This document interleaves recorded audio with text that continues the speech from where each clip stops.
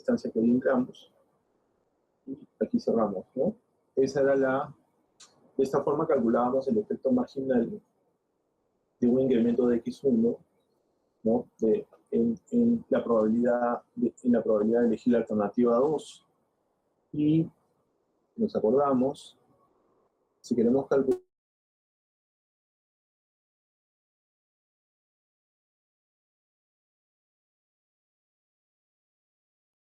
¿no? Solo cambiábamos el orden de algunas probabilidades. Sería P sub 3, P sub 1, acá en vez de usar beta sub 1 usábamos P sub 1 más P sub 2, y esta distancia que vemos acá la teníamos, la invertíamos, ¿no? P sub 1 menos beta sub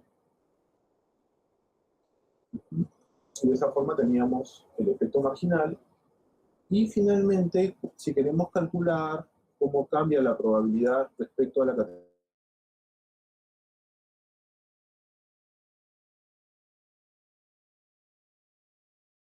y acá lo que teníamos es que esta probabilidad respecto a la categoría base,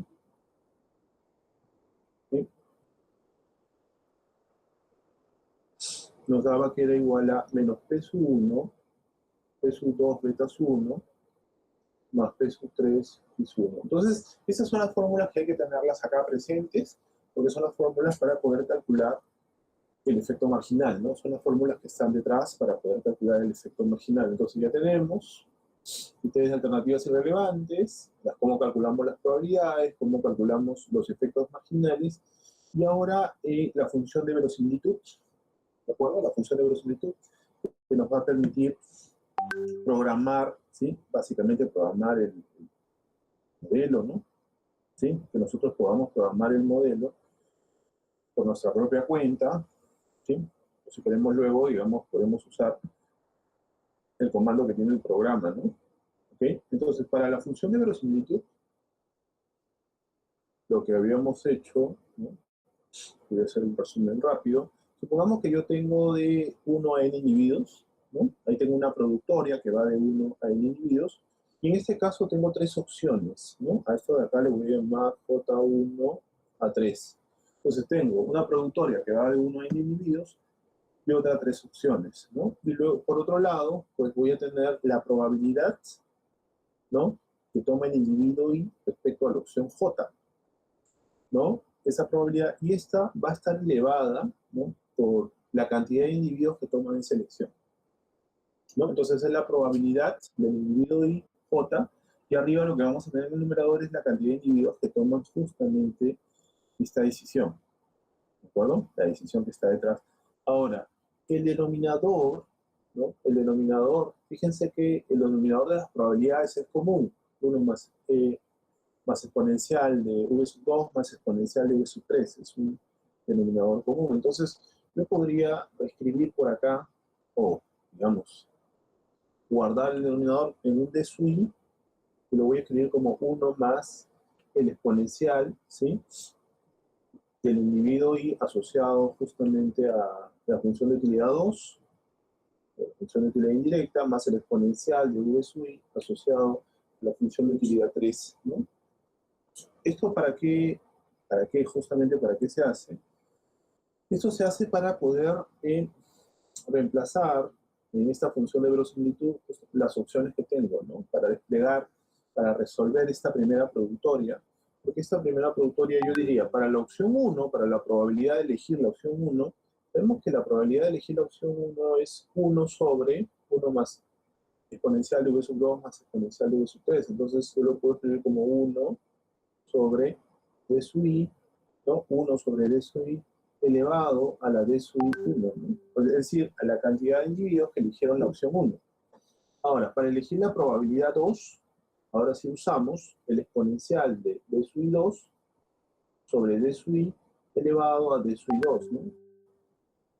¿De acuerdo? Y para elegir la opción 3, sería exponencial de d sub I 3 sobre d sub I elevado a la d sub I 3. ¿Ok? Digamos que esas son todas las opciones que tenemos, ¿no? Esas son todas las opciones que tenemos acá.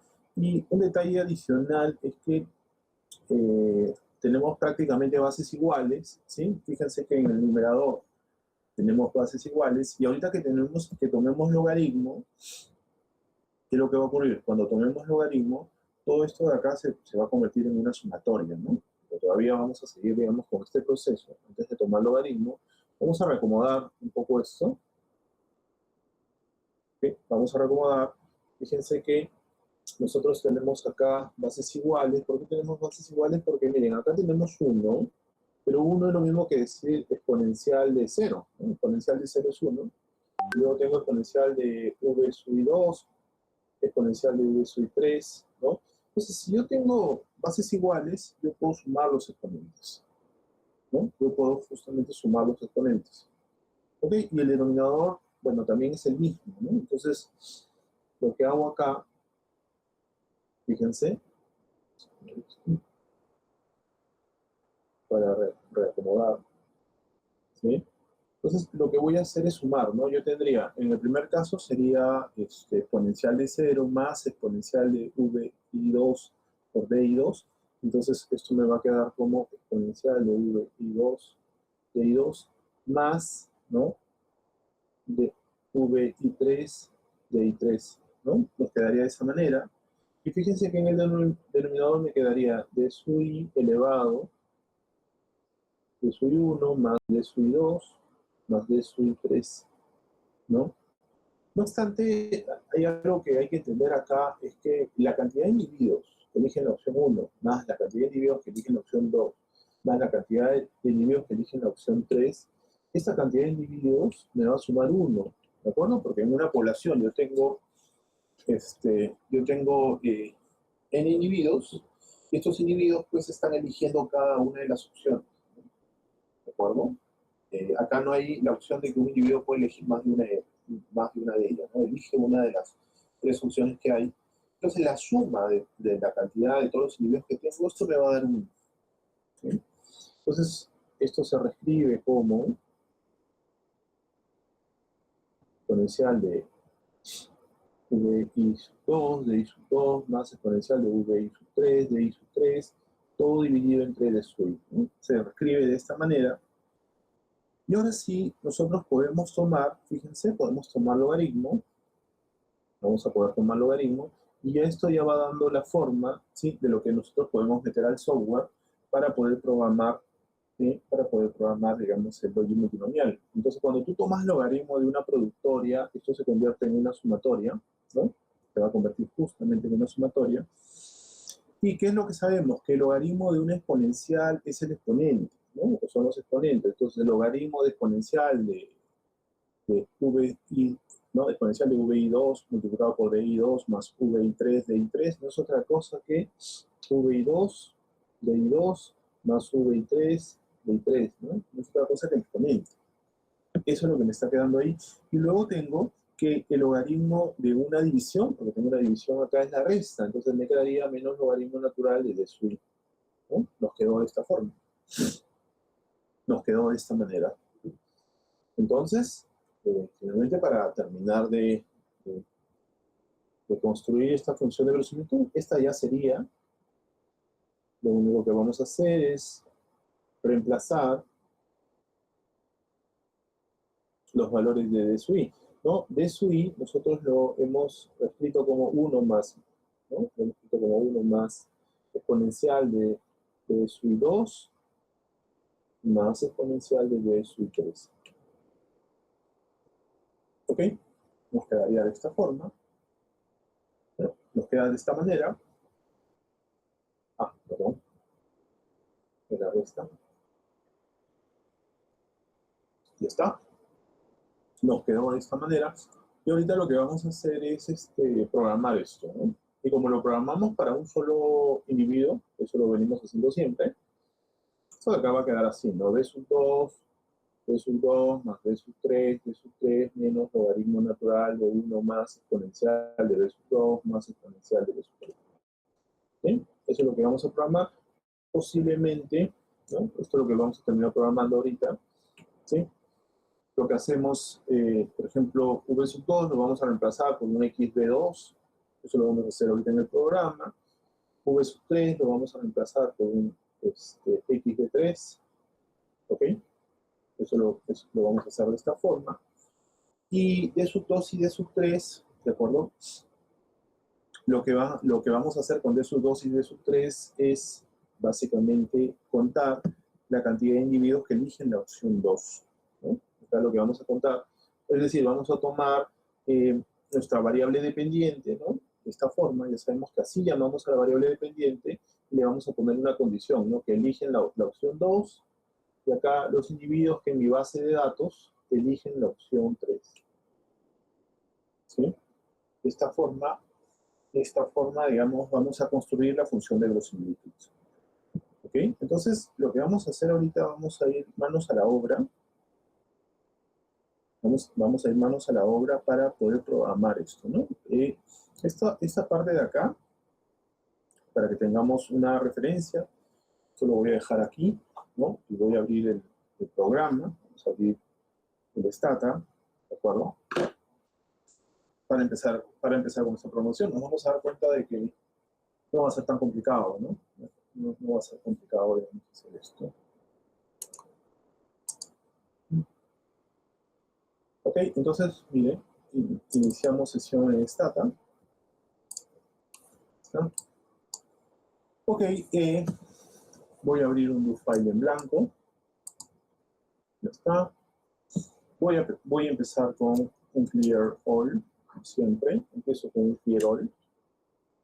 Y ahora, entonces, dentro de la carpeta de trabajo, ¿sí? Dentro de la carpeta de trabajo que yo les comparto, dentro de C5, hay una base de datos que se llama la base de datos Brand. Y esta base de datos me va a servir para justamente trabajar con este tipo de modelos, con modelos multinomiales. ¿Sí? Entonces, lo que voy a hacer, voy a jalar la carpeta C5 porque la necesito la ruta de trabajo. Voy a trabajar directamente desde esa carpeta. Lo que ustedes podrían hacer es guardar esa base de datos Brand en una carpeta diferente, en el escritorio, y desde ahí jalar la ruta de trabajo, ¿no? Porque necesitamos acá indicar cuál es la ruta de trabajo, ¿no? Esta es mi ruta de trabajo, donde está mi carpeta. ¿Sí? Entonces, miren, esta es mi ruta de trabajo. Y acá, voy a cargar la base de datos. Miren, la base de datos se llama Brand. La voy a cargar. Está. Voy a describir la base de datos. La base de datos solo tiene 3 variables, tiene 735 observaciones, una variable que es brand, otra que es female, otra que es edad. Entonces fíjense que la variable brand, que tiene un value label que se llama type auto, tipo de auto, si yo escribo label list, yo puedo ver este value label. Okay, puedo ver su label list. Y fíjense que esta base de datos tiene que ver con la opción de vehículos, ¿no? O sea, digamos, 1 significa de que el vehículo que se compró fue un Ford, 2 un Toyota, 3 un Volkswagen, ¿no? Son las opciones, digamos, para poder comprar vehículos, ¿no? Ford, Toyota, Volkswagen. Entonces, queremos estimar la probabilidad de que se compren alguno de estos vehículos.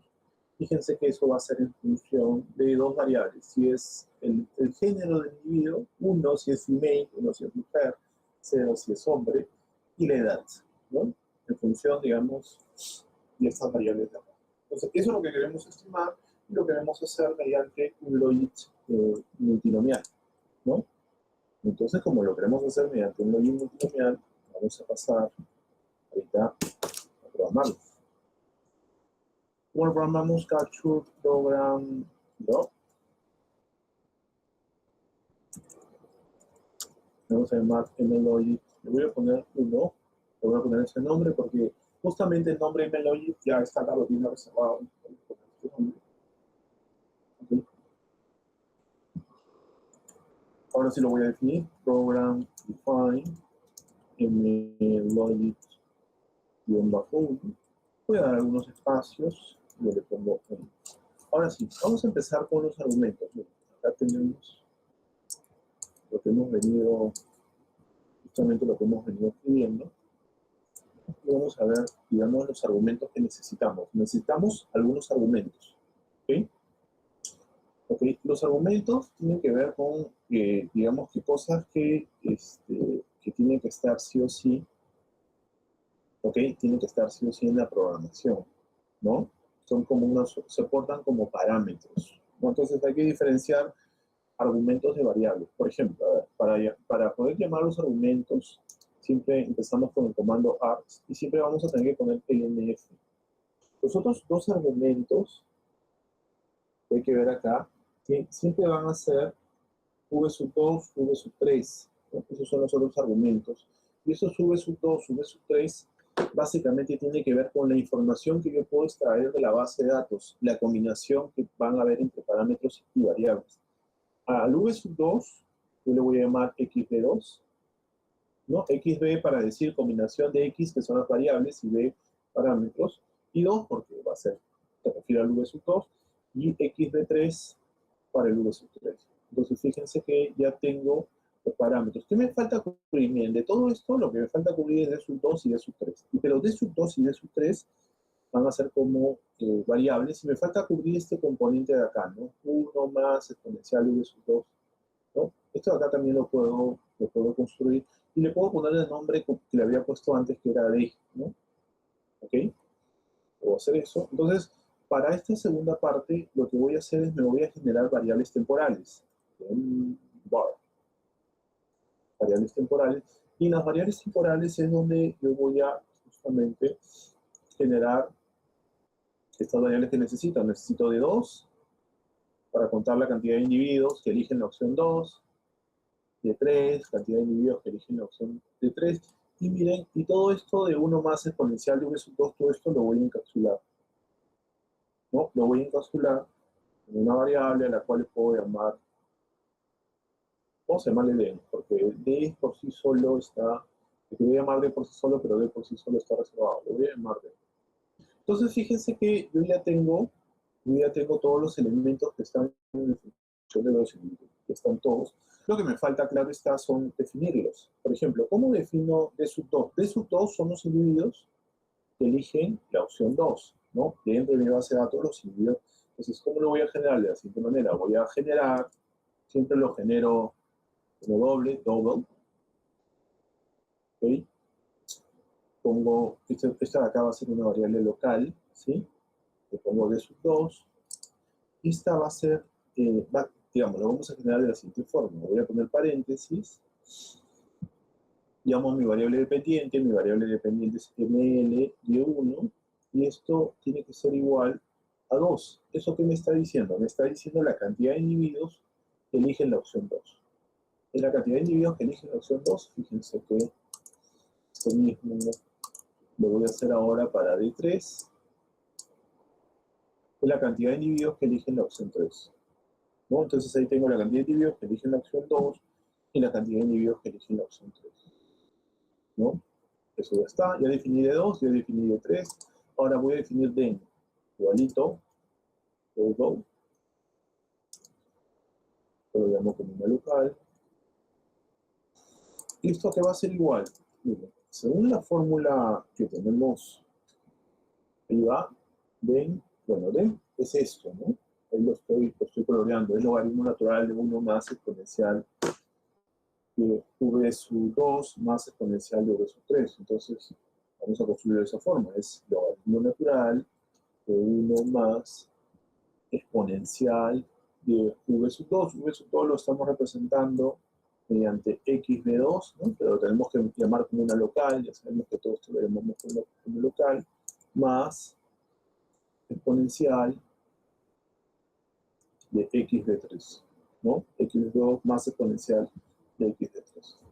Y fíjense que ya tenemos todo, ¿de acuerdo? Ya tenemos todo para poder trabajar justamente con este modelo, ¿de acuerdo? Vamos a ver.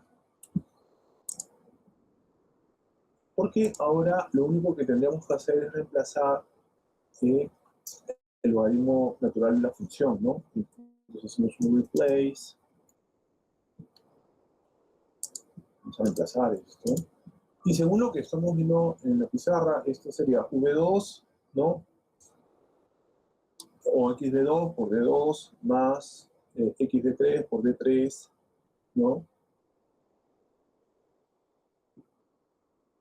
Y menos este componente que le estamos llamando den, ¿no? Y eso ya lo tendríamos, ¿no? Sería entonces x de 2 por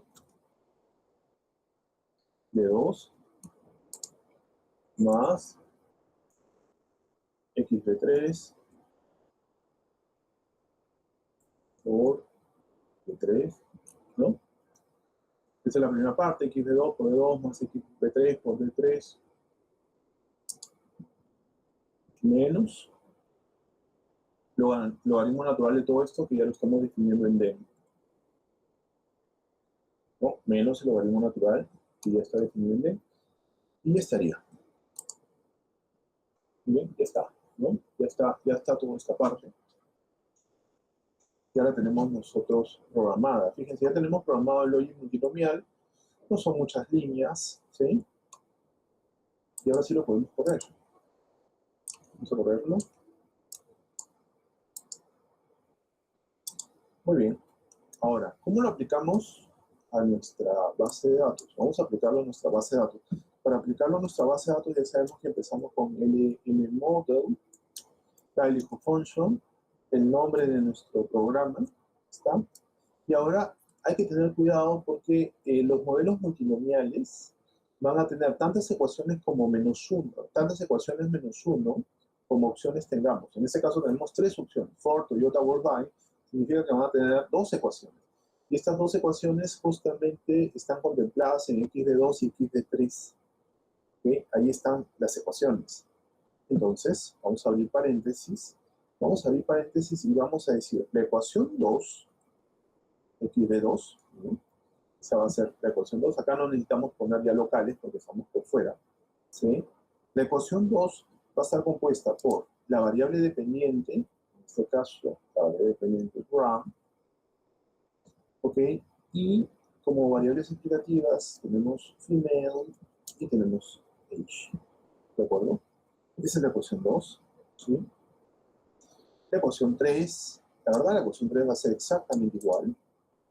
Entonces esto lo voy a pegar acá, pero primero voy a poner un espacio, 3 barritas, se puso en verde, como un enter, pego, ¿no? Eso va a significar, eso le va a decir a Stata que lo que está abajo viene a la derecha. Y acá lo que voy a hacer es cambiar para x de 3, que es la otra ecuación que tengo que tomar en cuenta. Una vez que ya tengo eso, lo único que me toca es maximizar. Ya está. Maximizar. Ok, y con esto, si todo está bien, ya tenemos la estimación de nuestro modelo multinomial. Acá hay un pequeño error, por ejemplo, en x de 3 me está diciendo igual DNA. Si me vengo acá, es que me está faltando completar, ¿sí? La local, ¿de acuerdo? Me está faltando completar el otro tilde de la local. Y ahora sí, miren, ya corrió y ya está.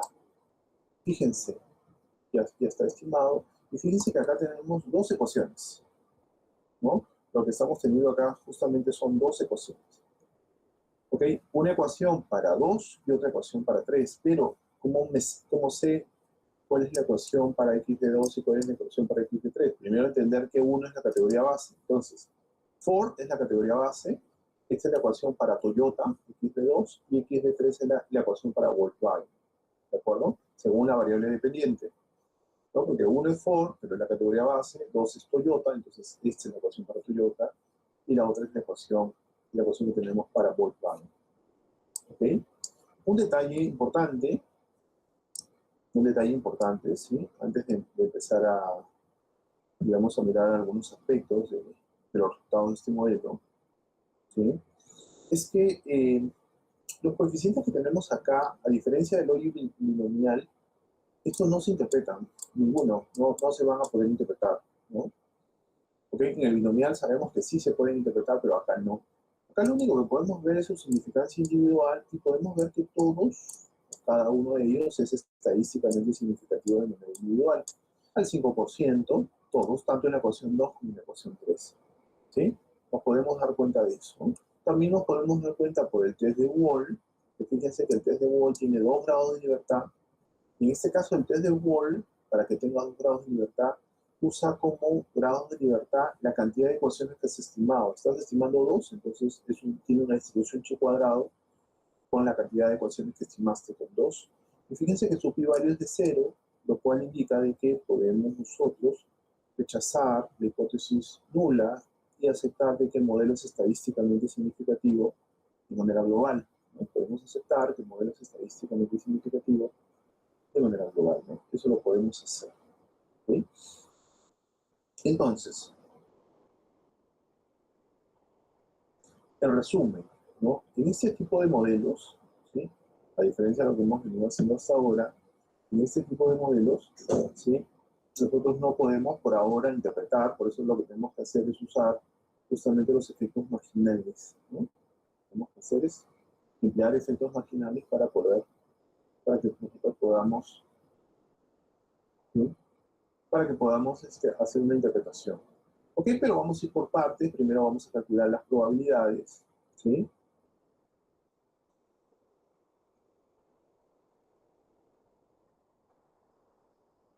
Y luego vamos a pasar, digamos, al otro, ¿no? A los efectos, luego lo que vamos a hacer es vamos a pasar, digamos, a los efectos marginales. ¿Ok? Y vamos a ver. Okay, vamos a venir acá, probabilidades.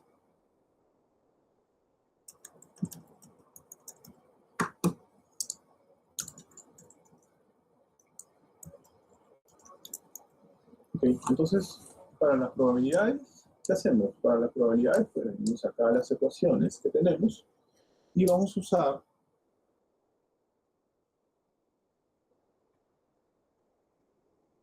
las fórmulas que tenemos, ¿no? Acá tenemos las fórmulas para poder calcular las probabilidades, ¿sí?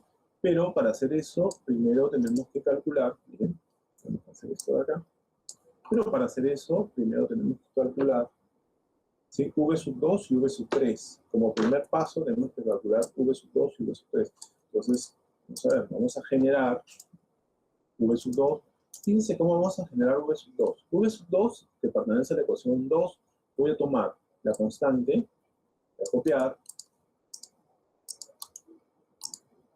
más el coeficiente de female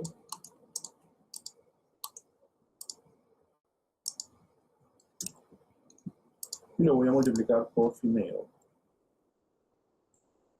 más el coeficiente de la edad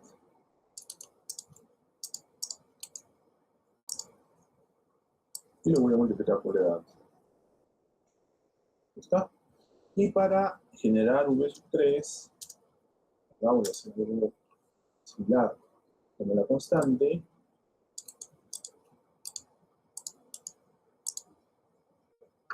más el coeficiente de female y lo multiplico por female más el coeficiente de la edad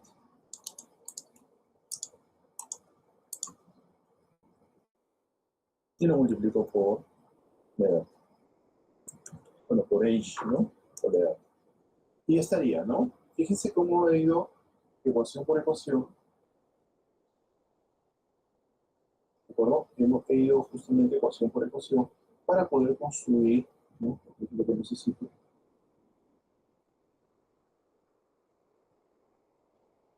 Para poder construir, digamos, para poder construir ambas funciones, ¿no? Para poder construir V1 y para poder construir V2, ¿no? Eso es lo que ya tengo. Como primera parte, tengo que hacer esto. Y ya está.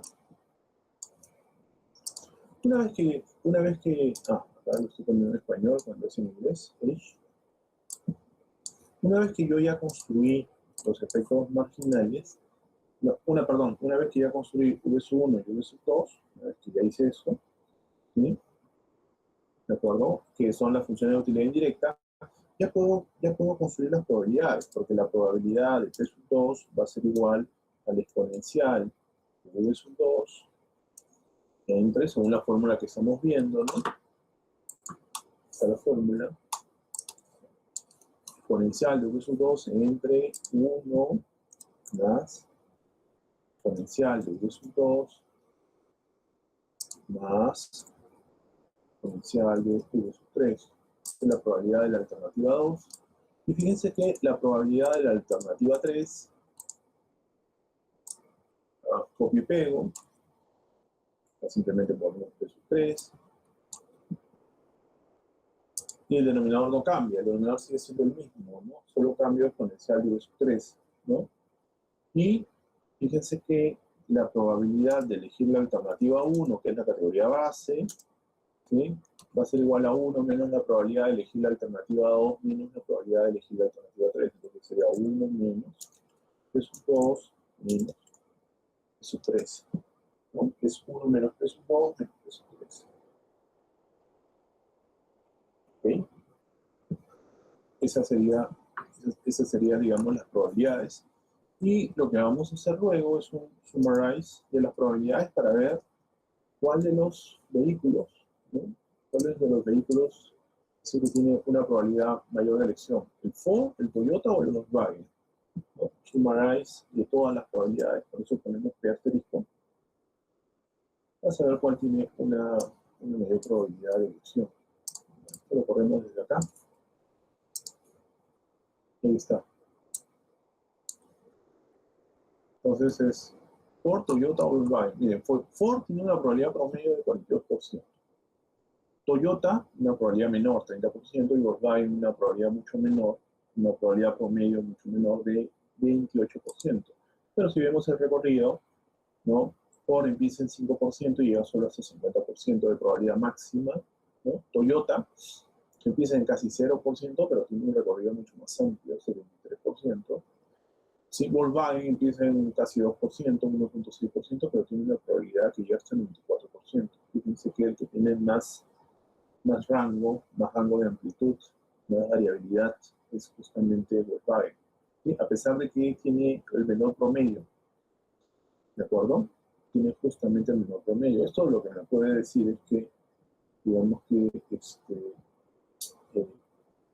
Ford puede tener, digamos, un segmento de mercado mucho más acotado, por eso estas probabilidades, ¿sí? Lo mismo con Toyota, aunque es un poquito más amplio que el del Ford, pero Volkswagen, a pesar de tener una probabilidad promedio más baja, su segmento de mercado es mucho más amplio, ¿no? Es decir, hay más individuos, ¿de acuerdo? Hay más individuos, digamos, seleccionando Volkswagen, ¿no? O hay más amplitud, más diversidad, ¿de acuerdo? Más que más individuos, hay más amplitud, más diversidad en la selección de Volkswagen que los otros vehículos. ¿No? Entonces, eso es lo que me dice esto, ¿no? Eso es lo que me está diciendo esto, de cuál es la probabilidad. Una vez que nosotros tenemos, ya sabemos, ¿no?, cuál es la probabilidad,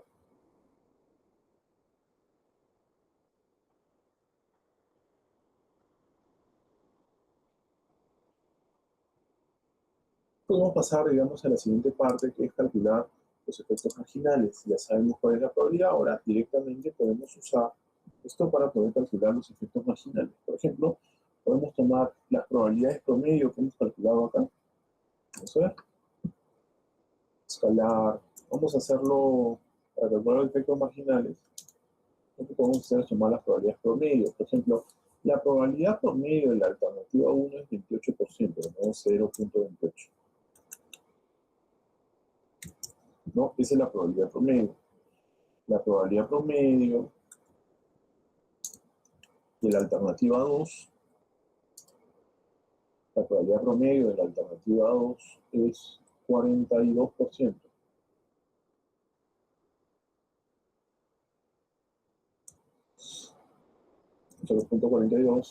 Y la probabilidad promedio de la alternativa 3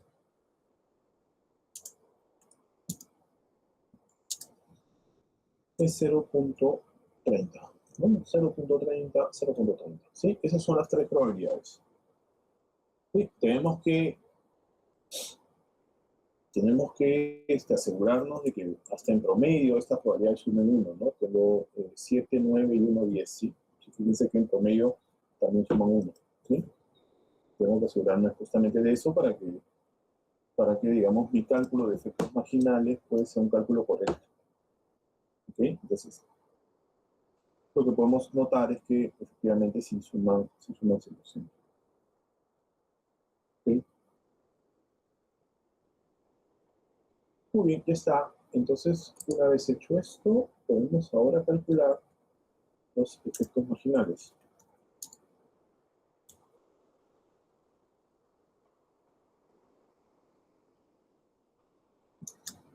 Ok, respecto a los efectos marginales, lo que hemos visto es que la fórmula es esta. Si nosotros quisiéramos calcular cuál es el efecto marginal, por ejemplo, de que se incremente la edad, un incremento de la edad, ¿de acuerdo? En la probabilidad de elegir la alternativa 1, 2 o 3, ya sabemos que esta es la fórmula, ¿no? Podemos empezar con la alternativa 2, 3, y luego con la alternativa 1, ¿de acuerdo? Entonces, vamos a ver. Profesor, disculpe. Profesor, disculpe. Vamos a generarnos un escalar, le vamos a llamar mfx1 para la alternativa 1, ¿sí? Según la fórmula que estamos viendo acá en pizarra, ¿sí? Para la alternativa 2, empezamos con la alternativa 2. Esta va a ser igual, probabilidad 2, entonces usamos la probabilidad 2 por la probabilidad 1, ¿no? Probabilidad 1, multiplicado por el valor del coeficiente, ¿sí? En este caso, el valor del coeficiente en la segunda ecuación, ¿no? Este beta 1 significa el valor del coeficiente de la edad en la segunda ecuación. Vamos a ver, el valor del coeficiente de la edad en esta segunda ecuación es este, 0.36. Podemos copiar todo si queremos. Ese es el valor del coeficiente. Y podemos poner 0.37 para mayor comodidad. 0.37. Ok. Y seguimos con la fórmula. ¿Sí? Porque la fórmula me dice que es P1 por 0.37 más la probabilidad de elegir la alternativa 3 que multiplica a la distancia que hay entre coeficiente, entre este coeficiente estimado en la alternativa 2 menos el mismo coeficiente, el mismo coeficiente para la alternativa 3. ¿De acuerdo? El mismo coeficiente justamente para la alternativa 3. Pues sería acá, la distancia sería 0.37 y el mismo coeficiente para esta alternativa de acá es 0.69, ¿no? Menos 0.69. Menos 0.69. Y ya tendríamos, este sería el efecto marginal para la alternativa 2, ¿ok? Este es el efecto marginal para la alternativa 2, es decir, la alternativa 2 es Toyota. ¿Y qué es lo que te está diciendo esto? Si la edad se incrementa en un año, ¿cuál es la probabilidad? ¿No? ¿De acuerdo? ¿Cómo es que se modifica la probabilidad de que los individuos...